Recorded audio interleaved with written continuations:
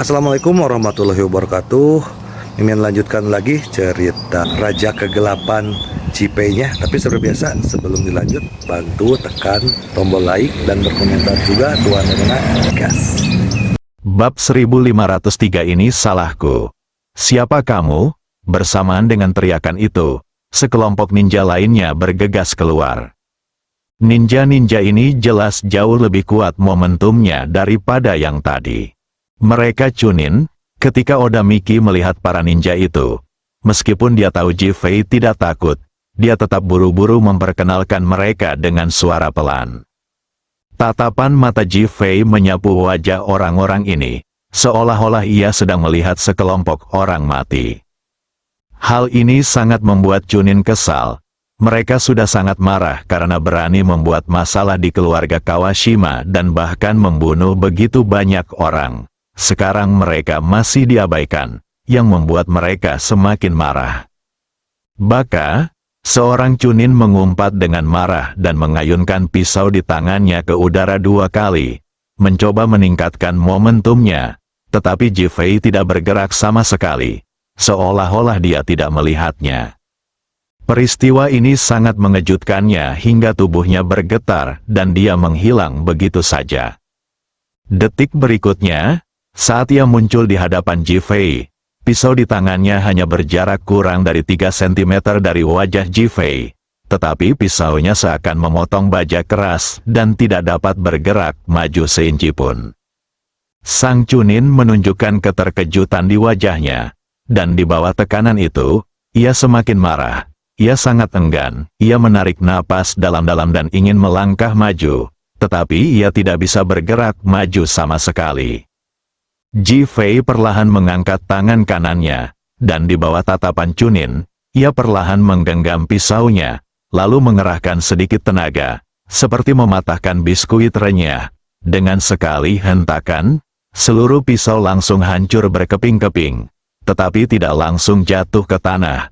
Seolah-olah mereka direkatkan dengan lem, dan mereka diam-diam melayang di udara, membentuk gambar pecah yang indah.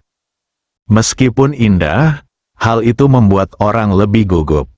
Pupil mata Chunin terus membesar, dan ia semakin terkejut dan ketakutan. Ia bahkan merasa seperti bertemu hantu. Dia seorang Chunin, bukan ninja tingkat rendah. Dia bisa melawan lebih dari 20 ninja tingkat rendah sendirian, dan dia telah berlatih selama lebih dari 20 tahun, bisa dibilang dia telah mencapai level yang sangat tinggi. Sekarang, di hadapan Ji Fei, dia seperti anak kecil yang memegang pisau mainan. Di tangan Ji Fei, pisaunya tampak tidak menimbulkan ancaman sama sekali, dan tampaknya tidak memiliki efek apapun. Dia tidak dapat menerima penghinaan ini. Yang paling membingungkannya adalah, bahkan setelah hancur berkeping-keping, ia masih bisa tetap berada di tanah dengan utuh. Kemampuan ini sungguh di luar imajinasinya. "Kamu, siapa kamu?" Chunin bertanya sambil menatap Ji Fei dengan tenggorokan kering. Chunin lain di belakangnya hendak mengambil tindakan. Tetapi ketika mereka mendengar pertanyaan Chunin yang menegangkan, mereka juga menjadi gugup dan takut dan tidak berani melangkah maju. "Kamu tidak pantas tahu." Begitu Ji Fei selesai berbicara, dia mengangkat tangannya, dan pedang yang baru saja pecah menjadi potongan-potongan yang tak terhitung jumlahnya berubah menjadi cahaya dingin yang tak terhitung jumlahnya dan melesat ke arah ninja lainnya. Kepulan-kepulan, serangkaian suara tubuh yang dipukul kembali terdengar, diikuti oleh ratapan orang banyak. Berdebar, ninja di depan Ji Fei tampak seperti tubuhnya dilubangi. Meskipun tidak terluka, ia tetap jatuh langsung ke tanah dengan suara keras. Oda Miki hendak maju dan membunuh, tetapi Ji Fei mengangkat tangannya untuk menghentikannya dan menatap Chunin yang terluka. "Akulah yang membunuh Hirakawa Hiroshi."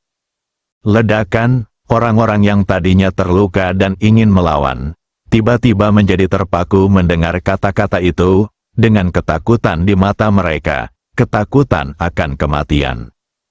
Orang yang membunuh Hiroshi Hirakawa, meskipun Ji Fei dan yang lainnya belum pernah melihatnya, mereka tahu betapa kuatnya Ping Chuan Hao. Dia benar-benar membunuhnya. Betapa mengerikannya dia. Kau, apa yang ingin kau lakukan? Tanya Chunin di depan Ji Fei dengan sangat gugup. Aku memberimu kesempatan untuk mati dengan mulia. Bunuh diri dengan mengeluarkan isi perutmu. Nada bicara Ji Fei setenang air, tanpa sedikit pun emosi, tetapi membuat hati semua orang menjadi dingin. Terutama ketika memikirkan ninja tingkat rendah yang pernah dilihatnya sebelumnya. Ji Fei ingin membunuh mereka semua. Mereka ingin melawan, tetapi ketika mereka melihat luka berdarah dari orang mati, mereka tahu bahwa perlawanan adalah sia-sia dan hanya akan menyebabkan kematian yang lebih menyedihkan. Chunin yang berada di tanah di depan Ji Fei berkata dengan enggan, "Jika pemimpin kita Kawashima Seisuke tahu, dia pasti akan marah besar." Engah, pisau Oda Miki telah menembus lehernya, dan darah langsung berceceran. Sang Chunin mencengkeram lehernya, matanya terbelalak, menatap Oda Miki, tak percaya. Akhirnya, pupil matanya mulai membesar, dan ia jatuh terduduk dengan bunyi gedebuk, menjadi mayat. Aku memberimu satu kesempatan terakhir untuk memilih. Oda Miki menatap Chunin lainnya dan berkata dengan dingin. Wajah para Chunin lainnya kini pucat pasi. Mereka benar-benar ketakutan dan gugup. Mereka hanya meremehkan. Tetapi kini mereka tak punya jalan keluar selain kematian. Meski tak rela, namun aku terpaksa menahannya dalam hati setelah melihat contoh dari sahabat-sahabatku. Engah, beberapa Chunin tidak dapat menahan tekanan dan menusuk perut bagian bawah mereka dengan pisau. Sekali ada yang satu, pasti ada yang kedua. Bagaikan reaksi berantai, serangkaian Chunin bunuh diri dengan seppuku. Mereka pernah mengira diri mereka ninja, agung dan perkasa, yang mampu menentukan hidup dan mati orang lain. Namun hari ini mereka menyadari bahwa di hadapan Ji Fei, mereka hanyalah semut yang mudah diinjak-injak sampai mati. Semua usahanya sia-sia. Melihat adegan ini, Oda Miki merasa rumit. Ia tahu betapa sulitnya melatih seorang ninja. Tetapi ketika ia memikirkan kekejaman para ninja ini dan keinginan mereka untuk membunuh, ia menekan semua keengganan di hatinya dan menatap Ji Fei. Ji Fei tidak bergerak. Seolah-olah ia sedang mengamati sekelilingnya dengan tenang. Setelah beberapa saat, ia melangkah maju. Dia tahu bahwa tidak ada lagi ninja di keluarga Kawashima. Semua yang ada di dalam sudah mati, dan mereka yang di luar sudah merasakan krisis dan ketakutan. Dia baru saja berjalan sekitar 10 meter ketika dia melihat Su Piaomiao menggendong Kawashima Jizi dan Teng menopang An Silik Siang berjalan keluar. Mata Teng memerah saat melihat Ji Fei. "Pak, maafkan saya." Ji Fei mengangkat tangannya, menepuk bahu Teng dan berkata, "Aku sangat senang kamu masih hidup." Teng bahkan lebih terharu. Senyum benar-benar muncul di wajah Kawashima Keiko yang awalnya dingin, tetapi kini pucat dan tak berdarah, serta ada noda darah merah di pakaiannya di perut bagian bawah. Ji Fei mengangkat tangannya dan menyentuh luka di perut bagian bawah Kawashima Jizi. Tubuh Kawashima Jizi bergetar, pipinya sedikit memerah, dan ia merasa sedikit malu. Energi internal Ji Fei merasuki tubuhnya. Dan tubuhnya yang lemah tiba-tiba terasa sedikit lebih kuat. "Ji Fei, maafkan aku, ini semua salahku. Aku hampir menyakiti semua orang. Bukankah kamu sudah menebus dirimu dengan hidupmu?" Ji Fei berkata dengan senyum iba di wajahnya. Ekspresi Kawashima Keiko bahkan lebih rumit. "Tuan Ji, ini semua salah si rubah tua di Hiroshima." Ansi Rika menoleh dan berkata sambil menggertakkan giginya. Jelas, dia masih dipenuhi kebencian atas pengkhianatan Hiroshima, dan bahkan merasa sulit untuk memahaminya. Dia tidak mengerti mengapa Hiroshima mengkhianati Ji Fei padahal Ji Fei begitu baik padanya. Ji Fei menggelengkan kepalanya pada An Si Lixiang. Kalian semua tidak salah, ini semua salahku. Bab 1504 Hiroshima yang licik salah Ji Fei. Semua orang menatap Ji Fei, tidak mengerti. Apakah dia menyalahkan dirinya sendiri? Karena aku terlalu baik kepada musuh. Aku memberi mereka kesempatan. Suara Ji Fei tidak terdengar marah maupun kesal. Tetapi semua orang tahu bahwa dia benar-benar murka. Apa yang harus kita lakukan selanjutnya? Memikirkan akibat yang ditimbulkan oleh keluarganya sendiri. Kawashima Keiko merasa malu dan harus bertanggung jawab. Sekarang kamu tunggu saja di sini. Aku akan urus sisanya. Apa yang tidak mereka duga adalah Ji Fei akan menghadapinya. Bagaimana kita harus menangani ini? Kawashima Keiko dan Oda Miki bertanya bersamaan. Saya ingin Hiroshima dan semua orang lainnya mati. Suaranya dingin dan penuh niat membunuh, mendesis. Semua orang terkesiap. Hari ini, aku sudah memberi Kawashima Seisuke pelajaran tentang cara melakukan tipuan ke timur dan menyerang dari barat. Sekarang, aku akan mengepung mereka dan menyerang bala bantuan mereka. Di mata Ji Fei sudah ada niat membunuh yang tak terhingga. Mata Li Ruoshi dan Su Piaomiao tiba-tiba berbinar. Penempatan Ji Fei begitu brilian sehingga mereka terkejut sekaligus kagum. Kawashima Jizi, Anda mengadakan konferensi pers di sini dan mengatakan bahwa ninjalah yang mengkhianati dan melukai Anda dengan parah. Tetapi Anda berhasil mengalahkan mereka.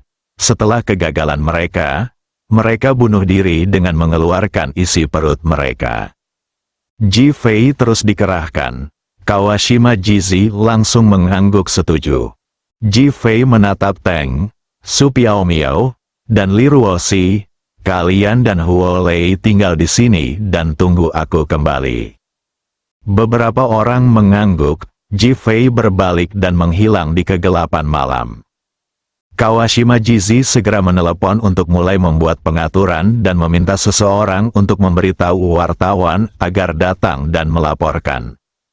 Para reporter yang selama ini mengikuti Kawashima Seisuke dan berada di rumah Hirakawa tiba-tiba berdering. Kemudian mereka mendengar berita terbaru tentang pengkhianatan ninja keluarga Kawashima. Beberapa orang terbunuh, dan beberapa orang bunuh diri dengan cara mengeluarkan isi perut. Mereka semua terkejut dan kebingungan, tetapi mereka semua segera bergegas ke rumah keluarga Kawashima. Kawashima Seisuke dan yang lainnya tidak menyadari semua ini dan menikmati antusiasme Hirakawaye karena undangannya yang tulus dan keramah tamahannya yang hangat. Reporter itu pergi cukup lama sebelum seorang ninja menyerbu masuk dengan panik. Kawashima Seisuke mengenalinya sekilas. Dialah ninja yang memberitahu Ji Fei bahwa ia telah datang ke keluarga Hirakawa. Karena mengira Ji Fei tidak akan mendapatkan apa-apa karena berita ini, dan telah dijebak oleh Hirakawaye, dan kini ia tidak bisa menyentuh keluarga Hirakawa. Ia pun sangat marah. Ia menatap ninja yang datang dan berteriak dengan marah. Keluar! Ninja yang masuk tertegun sejenak. Lalu dia berlutut di tanah sambil berkata, Kawashima-kun, Ji Fei menyerbu rumahmu, membunuh banyak ninja, dan memaksa banyak chunin bunuh diri. Apa? Kawashima Seisuke yang geram merasakan hawa dingin menjalar di tulang punggungnya. Bahkan matanya dipenuhi amarah yang tak terkendali. Kapan itu terjadi? Baru saja, kecuali beberapa dari kita yang melarikan diri dari pinggiran, semua orang terbunuh. Bang, Kawashima Seisuke menghancurkan meja di depannya, dan pemandangan di depannya langsung berantakan. Sialan Ji Fei, dia licik sekali, dia benar-benar membodohi kita. Hiroshima mengumpat dan menatap Ping Chuanye dengan mata penuh kebencian, tahu bahwa mereka semua telah dibodohi. Ping Chuanye sangat terkejut, ia tidak menyangka Ji Fei benar-benar pergi ke keluarga Ping Chuan. Lebih penting lagi, ia benar-benar memaksa para chunin itu untuk bunuh diri. Kemampuan ini hanyalah mengalahkan musuh tanpa bertarung. sungguh mengejutkan dan tak dapat dipercaya. Namun, ia berpura-pura tidak mendengar kutukan Hiroshima. Sebaliknya, ia berkata dengan marah, Jifei ini membunuh Hiroshi Hirakawa dan memaksa para Chunin ini bunuh diri. Ini untuk memutus akar ninja. Kawashima-kun sedang berada di bawah tekanan yang sangat besar. Dia sangat tulus dan penuh kekhawatiran.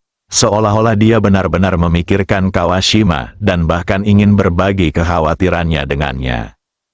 Namun, dia sangat gembira dan bahagia dalam hatinya. Dan dia berharap Jifei akan membunuh mereka semua. Mendengus, Kawashima tahu bahwa Ping Chuan-ye sengaja mengolok-oloknya, mengatakan bahwa ia akan menjadi komandan tanpa pasukan. Ia mendengus dingin, berdiri, dan menatap semua orang. Ayo kembali, aku ingin membunuh Jifei. Hai, para ninja senior lainnya berdiri dan langsung mengikuti Kawashima, bergegas berjalan keluar. Selamat tinggal, Kawashima-kun. Keluarga Ping Chuan kami akan selalu mendukung Kawashima-kun dan keluarga Kawashima. Suara hormat Ping Chuan-ye terdengar dari belakang, tetapi Kawashima tahu bahwa itu omong kosong dan ejekan. Ia tidak akan benar-benar menghormatinya, apalagi mendukungnya. Dia bahkan tahu bahwa Ping Chuan-ye berharap mereka semua mati sekarang. Setelah Kawashima keluar, dia memandang semua orang dan berkata, ayo pergi bersama. Semua orang memahami niat Kawashima dan khawatir Jifei akan mengalahkan mereka satu persatu.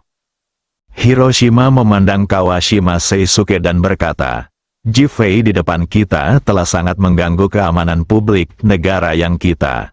Bidak catur yang kita susun sebelumnya tidak berguna. Kita harus menggunakannya sekarang.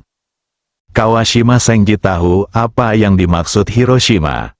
Hubungi polisi sekarang dan suruh mereka segera datang ke rumahku dan menangkap Jifei, si pembunuh. Hai, Hiroshima setuju, memperlambat langkahnya, lalu berbalik dan menghilang ke dalam kerumunan. Ketika Kawashima Seisuke dan yang lainnya pergi, Hiroshima keluar dan menatap punggung mereka. Dengan seringai di wajahnya, Kawashima Seisuke, tunggu saja pembalasan Jifei, haha. Jifei, lebih baik kau bunuh Kawashima Seisuke dan 10 ninja tingkat tinggi ini. Dengan begitu aku tak perlu berurusan dengan mereka lagi. Setelah Hiroshima selesai berbicara, dia berbalik dan menghilang tanpa jejak. Hal yang menarik tentang pemimpin ninja Kawashima Seisuke adalah ia sengaja menggunakan pisau untuk membunuh seseorang. Ia ingin memanfaatkan kematian Kawashima Seisuke untuk membuat Jifei terjerumus ke dalam kubangan hukuman. Lalu ia akan bangkit kembali.